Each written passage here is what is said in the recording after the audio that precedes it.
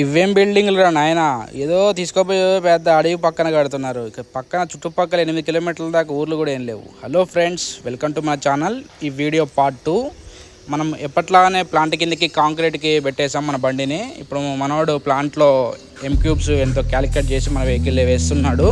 చూడండి కాంక్రీట్ ఎలా పడుతుందో. ఏమైందంటే మన బండి దీన్ని పెట్టడం వల్ల పైన మాల్ సెట్ అవుతుంది. అట్లా పచ్చి మాల్ పడ్డప్పుడల్లా మనకి బాగా చికాకు అవుతుంది. చూడండి ఇప్పుడు అన్ని బండ్లు లోడ్ అయి ఉన్నాయి. లారీలు చూడండి మొత్తం పైన మట్ట తిరిగితే జేసీబీతో తీసుకుంటున్నారు. వర్కర్స్ చూడు పనికి వెళ్ళిపోతున్నారు. ఫైనలీ మనోడు బిల్లు తీసేసి ఇచ్చిండు. మనం ఎప్పట్లాగా బిల్లుని లోపల పడేసేసుకొని అన్లోడింగ్ పాయింట్కి వెళ్దాం. చూడండి అన్లోడింగ్ పాయింట్ ఎలా ఉందో.